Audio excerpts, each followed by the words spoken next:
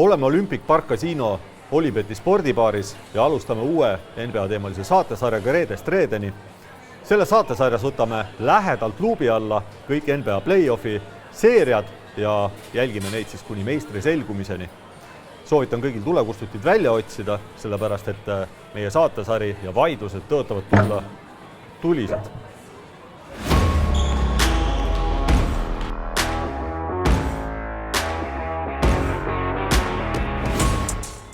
Hetkel, kui meie seda saadet siin alustame, siis juba on tegelikult peetud play-innid, seega ees ootamas play-offid.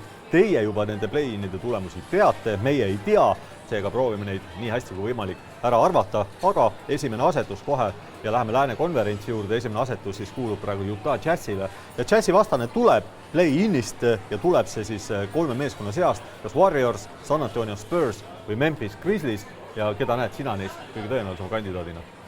Andri tuleb Golden State kõigi eelduste kohaselt, et täna öösel ju, kui me seda saadet filmime, siis Lakers ja Golden State omavahel mängivad, et ma näen ikkagi, et tugevam võtab oma, Lakers läheb 7. asetuseks ja Golden State saab siis Utah ja Memphisesse ja San Antoniosse võib-olla, et nii palju praegu ei usu, aga palju on ümmargune. Minu pakkumine oleks siin San Antonio Spurs, seega need arvamused natukene erinevad, aga oletame nüüd, et keegi neist tuleb. Mis sa arvad, milline on Utah Jazzi selline tõenäoline võidu tulemus, juhul kui ei ole vastane Lakers? Ei no, Kristall Kuul on mulle öelnud, et Utah võidab Golden State'i 4-2. Golden State saab suisa 2 võitu kätte tänu sellele, et neil on Steph Curry ja neil on väga tugev korvpallisüsteem, aga me teame, et seal on tähtsad mehed puudu see aasta. Mis sina näed? No, minu arvamus ongi selline, et selleks, et Warriors võiks võita, tegelikult tuleb Curryl teha oma selle hooaja parim mäng ja visata seal tõenäoliselt 50+ punkti, 10+3, väga raske ülesanne ja tegelikult ausalt öeldes ma ei näe Warriorsi võitmas Lakersi vastu, seega Warriors peaks olema üks kandidaat. Memphis ja San Antonio Spursi mängust pean mina favoriidiks San Antonio, sellepärast et Greg Popovich ja kokkuvõttes ei ole väga vahet, kes tuleb Jazzile vastu. Ma arvan, et Jazz võidab seeria 4-0 Memphis ja San Antonio vastu, Warriorsi puhul võib-olla ühe võidu nad saavad. Ja läheme kohe, ainult ühe võidu annan. Ja läheme võtame kohe siit järgmise paari ja teine asetus siis kuulub Phoenix Sunsile ja minu arvates siis väga tõenäoline vastane nendel saab olema Lakers, kes siis täna öösel oma mängu peab. Kui tõenäoline sinu meelest? See tundub väga tõenäoline, ma ütleks, et selline iga 4 mängust ühe võtab Golden State Lakersi vastu ära, nii et kõigi eelduste kohaselt Lakers Phoenixi vastaseks, vaene tuhkatriinuke, selle aasta tuhkatriinuke Phoenix Suns saab endale suure raske töövaeva eest preemiaks Los Angeles Lakersi, kellel antud hetkel pole mitte ühtegi vigastatud mängijat praegu. Davis just pani 36 ja 42 järjest, LeBron on tagasi. No sa oled optimist. Raske on Phoenixil see seis. Sa oled optimist, mina olen rohkem võib-olla selles mõttes pessimist. Sa oled Phoenixit edasi minemas? Ei, ma olen pessimist selles suhtes, et nagu suudaks Warriors isegi ühes mängus 4 praeguse seisuga play-offis võita Lakersit. Mina annaksin nii, et 10 mängust 9 võidaks Lakers, et mulle tundub Lakers lihtsalt nii hirmu äratav paberi peal, nende koosseis on nii võimas ja väga vähe näen šansse Warriorsil. Kui nii juhtub, tuleb väga magus paar, see on siis Phoenix ja Lakers, no see on tõenäoline paar, selles me võime nõustuda ja juhul kui nii juhtub, siis keda peaksid sa sellises paaris favoriidiks või soosikuks? Lakers Phoenix, tead raske südamega Phoenixi osas ütlen, et 4-3 lähevad koju.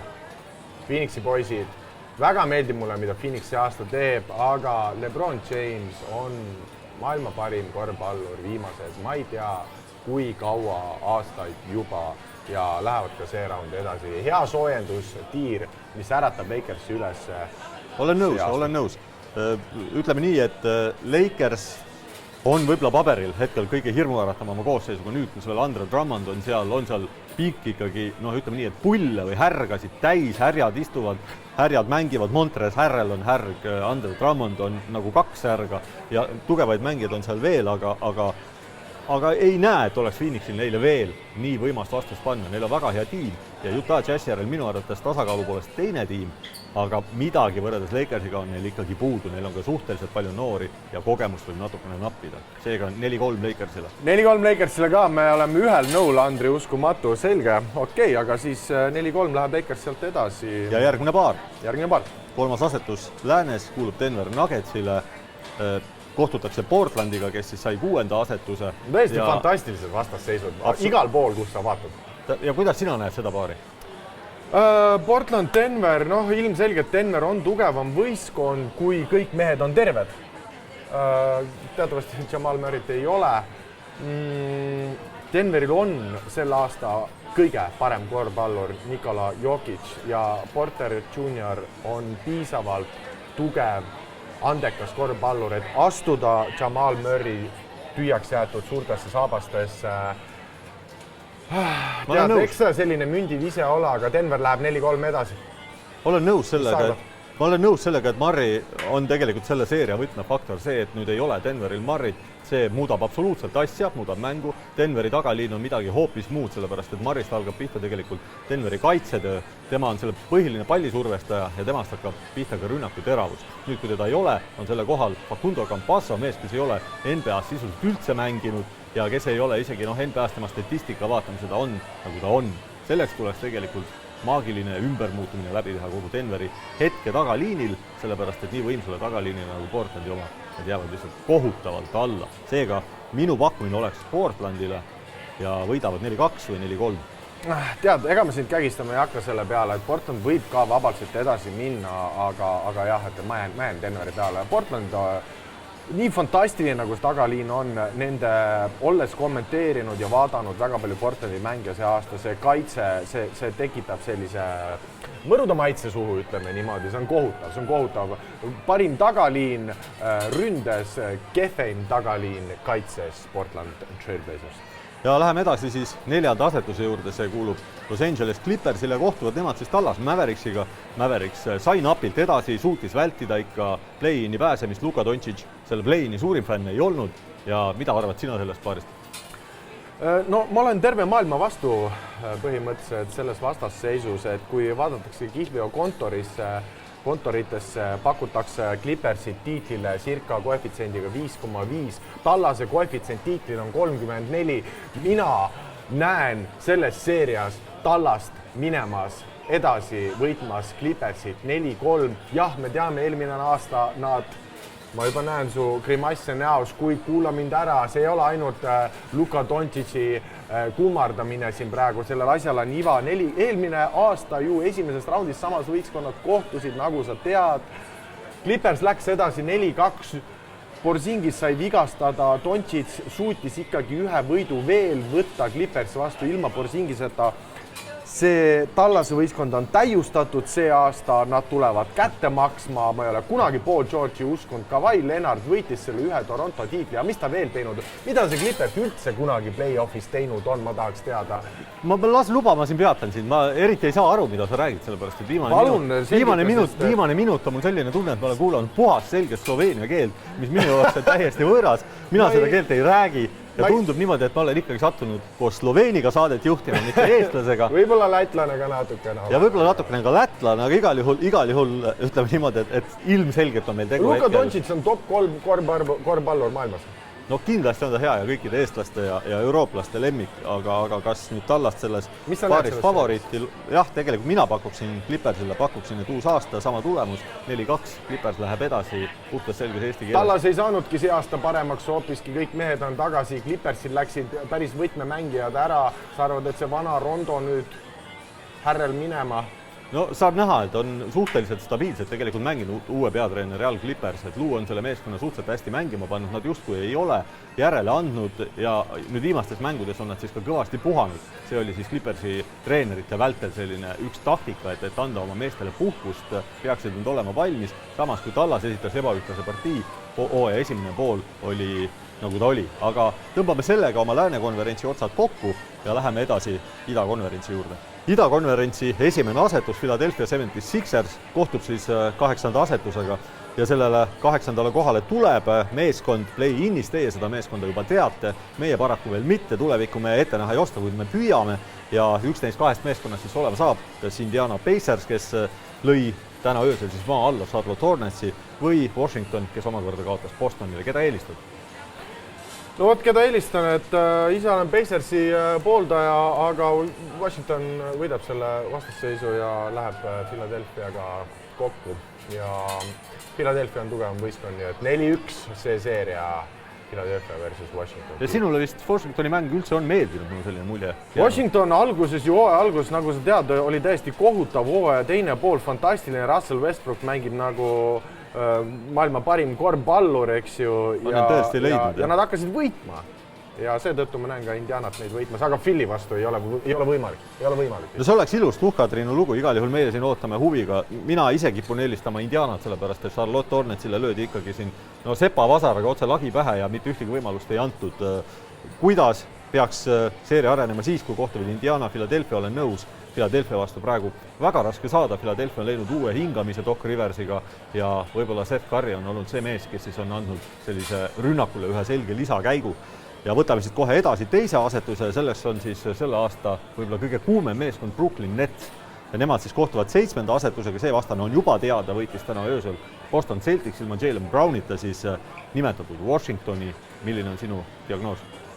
See on põhimõtteliselt ainuke kindel 4-0 seeria minu jaoks, et Brooklyn võidab vigastatud Bostonit. Boston oli niikuinii juba pettumust valmistav võistkond see aasta, olid ju ambitsioonid ja ootused suured, aga Boston on olnud pettumus ja nad ei saa isegi ühte võitu siin kätte. Tatum võetakse lukku, Brooklyni on liiga palju relv. Mis sa näed? Brooklyni relvad on muljet avaldavad, samas Brooklynil on mõned nõrkused, sellest on rääkinud ka nende peatreener Steve Nash. Üks neist on see, et nende mehed, ütleme, staarid ei ole saanud tegelikult koos mängida. Vist nende parim põhiviisik Blake Griffin, Joe Harris ja kuldne kolmik siis ei ole kordagi mitte ühtegi mängu sel hooajal koos mänginud. Ja ütleks ka seda, et kui võib-olla Lakersi staarid on nii-öelda sellised kokku mänginud, nad on näljas, et nad juba teavad, kuidas asja ajada, siis natukene teistmasti mehed, mingis mõttes on Brooklyni mehed, on nad, võiks neid lugeda tujukateks staarideks, väikese riskiastmega poisteks. Ei ole kindel, et kõik asjad sujuvad nii nagu mööda, nagu lepsereega, nagu ütleb Eesti vanarahvas, aga saame näha. Mis sa ütled selle seeria kohta siis? Usun, et nad selle seeria võidavad, aga tulemusega 4-2. 4-2, Bostonile 2 tükki ilma Jalen Brownita, ma ei näe seda mitte kuidagi juhtumas, aga okei, Brooklyn vähemalt edasi läheb siis seeria. Ja liigume edasi. 3. asetus on Milwaukee Bucks, kohtub siis Miami Heatiga põnev seeria, ka üks seeria, mida eelmisel aastal mängiti ja Milwaukee't õnnestus Miamil üllatada. Milwaukee Bucksi jaoks on nüüd käes selline hetk, kus kas tuleb teha kohe või siis hakkavad pead veerema. No see on järjekordne üks nendest seeriatest, kus keegi läheb pisaratega saalist minema. Mõlemad võistkonnad ju tegelikult väärivad vähemalt esimesest raundist edasi pääsemist. Miami eelmise aasta finalist. Aga võib-olla kõige põnevam on see, et need võistkonnad teises raundis eelmine aasta kohtusid ja Milwaukee läks ju favoriidina sinna sisse. Hoopis tükis võeti häbivääriline 4-1 pakk sealt sellest seeriast. Mina näen, et Milwaukee on vastavad muudatused teinud. Need viskajad koos Shrew Holiday'ga on sisse toodud. No igal aastal on see mulje, et Milwaukee on vastavad muudatused aga teinud. See aasta on olemas. Aga see aasta on teistsugune. Iga aasta arvatakse, et see aasta on need viskajad olemas. Enam ei ole Erik Bledsoe, nüüd on Shrew Holiday. Boston läheb 4-2 edasi, Miami ei saa isegi Game 7-it kätte seal. Milwaukee siis edasi. Miami on näinud närv välja sellel aastal. Tõsi, nad ei ole tegelikult suutnud ära lahendada Jake Crowderi lahkumisse. Haav on paikamata ja nende uus mees Trevor Ariza siin olen nõus. Ei ole nii hästi sulandunud. Crowderit igatsevad ja energia ei ole sama. Mulle tundub, et ka mina pakuksin tegelikult selle seerias lõpuks ometi Milwaukee'le midagi. Nüüd tuleb, sellepärast, et Milwaukee on ilmselt nüüd näljasem kui kunagi varem. Ja vastavad korrektuurid on tehtud lõpuks. Loodame ja järgmine paar on meil siis 4. asetus on New York Knicks ja Atlanta Hawks ja Knicksi näol siis tegu tiimiga, kes tegelikult on üllatanud absoluutselt kõiki, üllatunud on nad ise, nende fännid, nende emad-isad kodus ja Atlanta Hawks omakorda, kes siis vahetas teadupärast peatreenerit Lloyd Pierce vallandati 1. märtsil ja nüüd siis uue treeneri Nate McMillaniga. Kui kritiseeriti Lloyd Pierce'i vallandamist, siis nüüd Nate McMillan on ikkagi serveerinud siin sellise nii-öelda selle saldo 27 võitu 11 kaotust, et hoia mütsi kinni, keda eelistad? no esiteks hea töö Nate McMillan Pacersist tuli kohe, hakkas toimetama, legendaarne treener ikkagi NBA maastikul, aga kõige vahvam, kõige lõbusam, kõige lahedam vastasseis, 2 üllatajat see aasta. Atlanta oli uute meestega, Bogdanovičiga, Capellaga, kes seal kõik juurde toodi, oli paranenud võistkond selleks aastaks, kahtlemata. New York on täielik šoker, üllatus, Tom Thibodeau, meistriklass.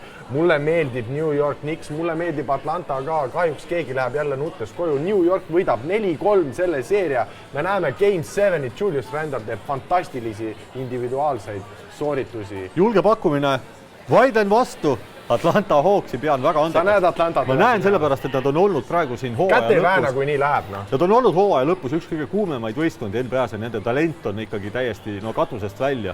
Plus neil on mitu väga selget liidrit, kes on ka kogenud tänaseks. Trae Young võib-olla tõsi mitte, kuid Bogdanović. Hetkel on selline Bogdanović, keda me oleme näinud Euroopas. Ta on ketist lahti lasknud ja ikkagi silmad on verd täis valgunud. Mehe 3% on ligi 50. Atlanta võidab 4-2 Knicksi. Väga huvitav. No, ei saa öelda 1,2, aga segamuse siin vahel praegu ütlen lihtsalt seda, et Tom Thibodeau kvaliteet, keegi ei usu New Yorkis, nad on uued kutid väljakul nii-öelda liivakastis. New York on salaja väga tugev. Nende aeg veel tuleb, aga võtame meie sellega need ennustused siin praegu kokku, et kõiges me ühele meelele ei jäänud, sellest hullu ei ole. Tegelikult see ongi spordi ja NBA võlu. Hakkame siis huviga vaatama, millise lahenduse need NBA playoffid sellel aastal leiavad. Iga nädal on meil uus saade, vaadake seda saadet Olibeti veebilehelt reedest reedeni.olibet.ee. Meie siit täna täname ja lõpetame. Ilusat õhtu jätku!